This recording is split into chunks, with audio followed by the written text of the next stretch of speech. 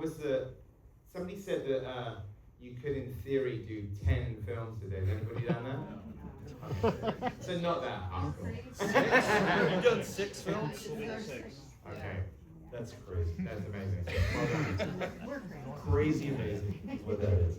So Edgar, let me ask you. So there's a quote of a movie from a movie that I'm going to paraphrase. It's sometimes all I want to do is head west in a car I can't afford with a plan I don't have. Just me, my music, and the road. Can't think of a better description of Vanishing Point than that one line. What are your general thoughts about Vanishing Point as a film? I think I had seen this probably the first time I saw it on late night TV in the UK and was sort of aware of its reputation.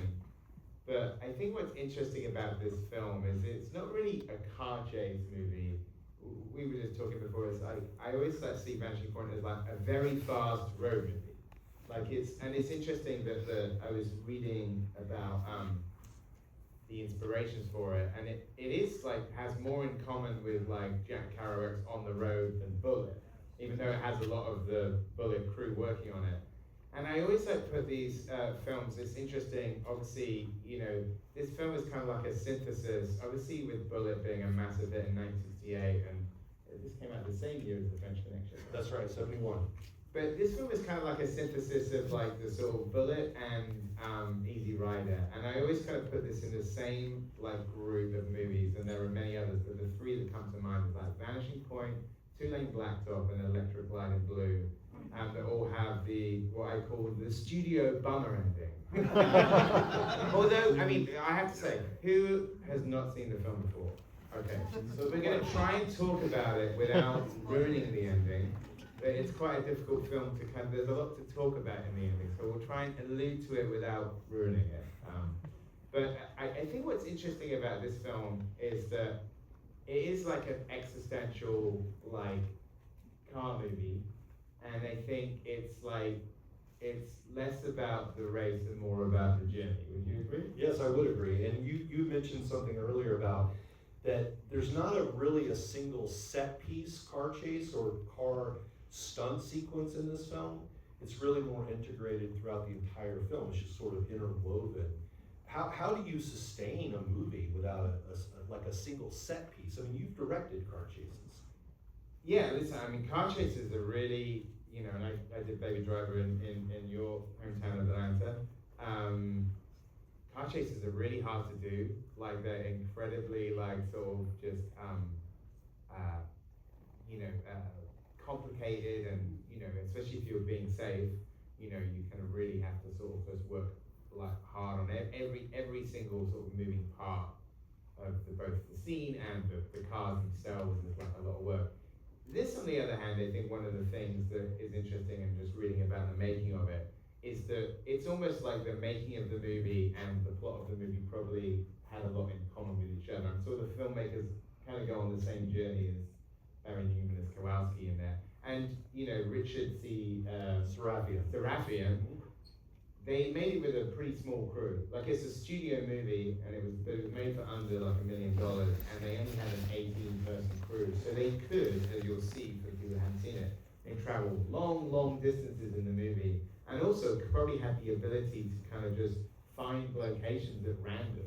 Right. Like, I think there's a lot of bits in the movie where, like, I was listening to the commentary on the Blu-ray, and they said that they would look at when they were location scanning or even just filming, they would pull off the highway and find something that's probably never been on film before. Yeah. But I think it's interesting, those films. The other film it sort of reminds me of in a weird way is that Jerry Schatzberg film Scarecrow, because it really is like a sort of like much more like a road movie than an action movie.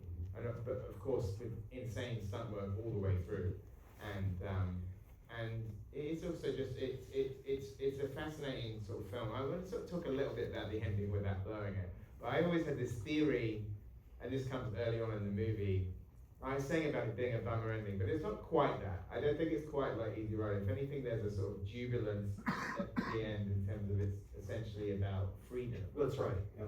And there's something that kind of happens, and for people who are kind of super fans of this movie, there's something that happens at the start of the movie where you sort of see, it starts in media res with kind of like leading up to the ending, and then flashes back. And just before it flashes back, you see this like freeze frame where Kowalski's white Dodge Challenger, 1971 Dodge Challenger, passes another car, and then it freeze frames, and then Kowalski's car disappears, and the other car continues.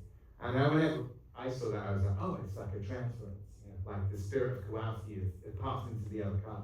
And there's not really kind of like, you know, that was how I took that moment, and it happens early on in the film. So it is like such an interesting movie because it is, and you know, like I said, it's like just has that feeling of like an existential action movie. And there's also something as well, as I think a lot of directors, it's really difficult to kind of make like a pure action movie, and I think a lot of people sort of chase that, and it's really difficult to just keep the ball in the air.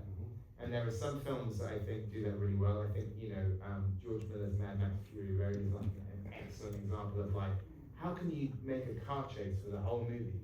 How is that even possible? It's very, very difficult, and I try to do those things myself. It's like, and this is one of those films that I think manages it, and it's kind of just really an incredible piece of work, and insane photography all the way through. Yeah, by the great John Alonzo. Yeah, who then a couple of years later shot Chinatown. It's like just and Richard Sarafian. Yeah, I didn't screw that up. He sort of said that he considered, you know, John Alonzo the DP as an equal partner in this. Mm-hmm. What about the music soundtrack of this film? Well, there's something, you know, Baby Driver, that movie was sort of conceived with like the music and the visuals together. I kind of feel like I had the action movie version of Synesthesia, that I would like listen to songs and imagine the car chase to go with it. But I remember watching this film, there's something that happens in this film where a car chase sequence is going on so long that one song finishes and another starts. And I always kind of really struck me. I think it's one of the songs called Freedom of Expression. And like it finishes and then another one starts, and I was like, okay, that's badass. It's a two-song sequence.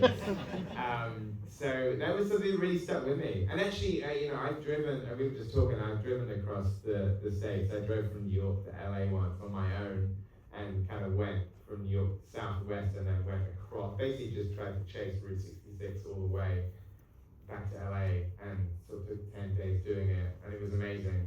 Although I will say that the most bummer part of it was coming back into Los Angeles, because all your dreams of Jack Kerouac disappear when you hit Inland Empire. And it's just one kind of in and out after another. So when you traveled across America, you probably took Interstate 40, but in this film, Vanishing Point, you know, there's several sequences that are shot on a what looks to be a construction of an interstate, and in fact it is. It's Interstate 70 that goes from Denver all the way into Idaho and I guess into Nevada and California, and so it's kind of an interesting time capsule of seeing this construction. One of the most beautiful stretches of road throughout the United States is that road that stretched between Denver and I think Rapid City or Grand Junction, Colorado.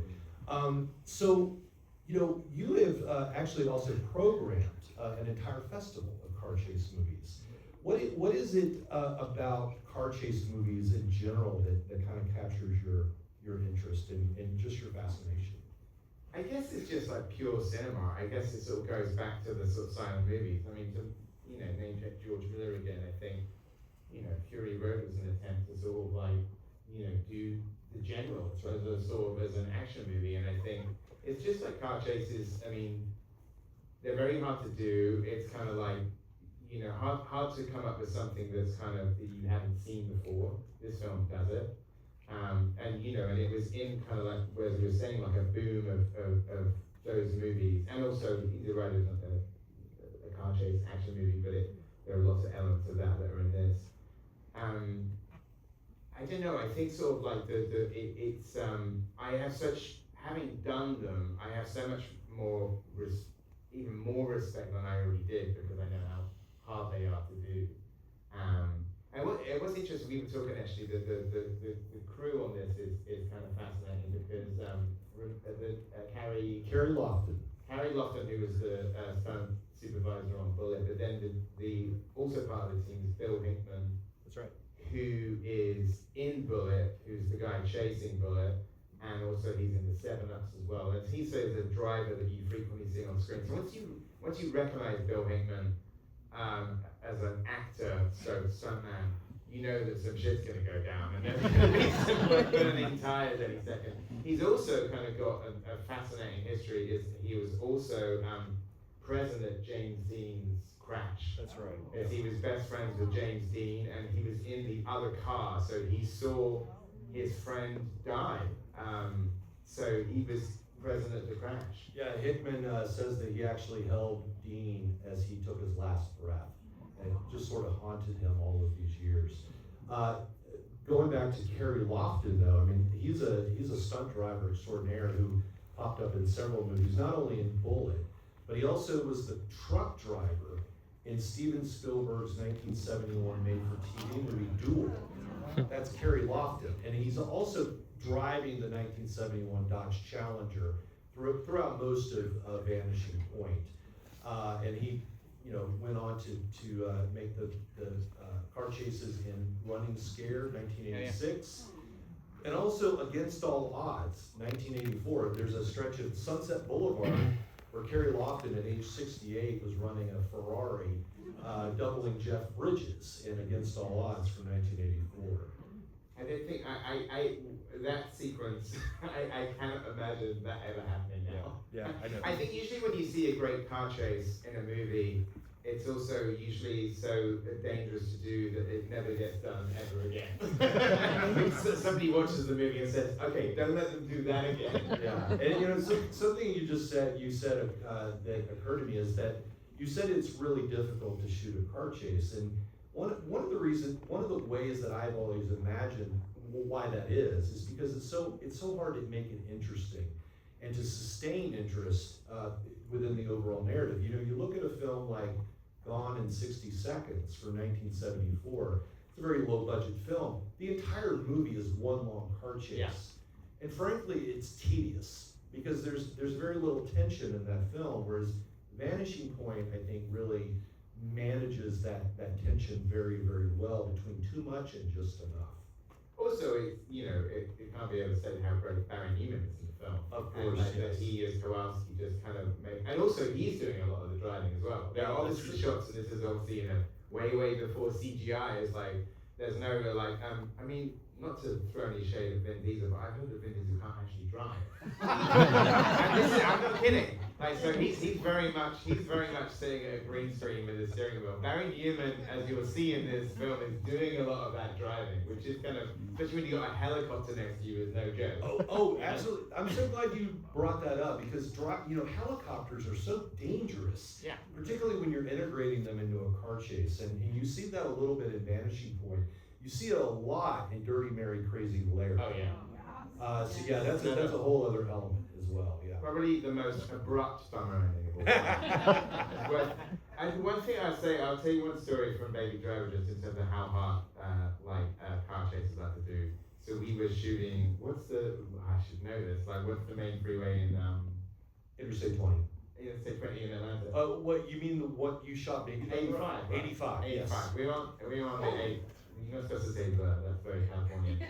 We were on I-85. When you say the 85, they're like, so LA. We're on the I-85, and there's that only chase on the freeway. And to do that stuff, you couldn't close the freeway, but what you could have was called the bubble, where you had a motorcade of police cars that are basically keeping an area of the freeway, about 2 miles of it, where you've got your camera cars, and you've got your picture cars, and you're shooting everything. So basically what the police cars are doing is kind of slowing up any traffic either side. And we were allowed to shoot, we ended up doing a second day, but we were allowed to shoot from 5 a.m. to 2 p.m. I think we had to stop, it was a Sunday, had to stop because there was a game and people needed to get to church. But we were on the freeway for that amount of time. And my friend, the comedian actor Kumail Nanjiani, was making a movie in Atlanta at the same time, And on the Atlanta radio stations, they had gone on saying, like, if you're experiencing any traffic delays today, it's the filming of, it's the Sony movie Baby Driver. So they were sort of kind of like called us out on the radio. And whilst I was shooting the scene, you know, we finished the take, and then you had to loop back. You had to 45 minutes to get back to square one, start again. So you only got kind of like 4 takes of it in that time. You had to go all the way back, loop back. I remember getting a text from Camaro and it just said, "Are you shooting on the freeway today?" And I said, "Yes." And he said, "All of Atlanta hates you." This is a hell of a text to get whilst you're actually filming. We should. There's a couple of other things in this film for people that haven't seen it. I'm sure all the people is that the car itself, the white 1971 Dodge Challenger, obviously became very famous. Like Quentin Tarantino, like in the movie Death Proof, part of Grindhouse, like they have the car in the movie. In fact, they buy the car because it is the car from Vanishing Point, and Quentin Tarantino owns that car as well. So that was something. It's also, if there's any Primal Scream fans in the house, then one of their albums is called Vanishing Point, and there's a song called Kowalski. So it's just like his spirit, like in the movie, it continues to loom large. There's by the way, there is a 1997 TV remake of this film with Viggo Mortensen. I can't recommend it, but it might be worth a look just out of curiosity. But it's a special treat. We're going to put it on right afterwards. Going until 4 a.m., guys. Ladies and gentlemen, I could not imagine a better person to talk about this movie with than Edgar Wright. Let's hear it up.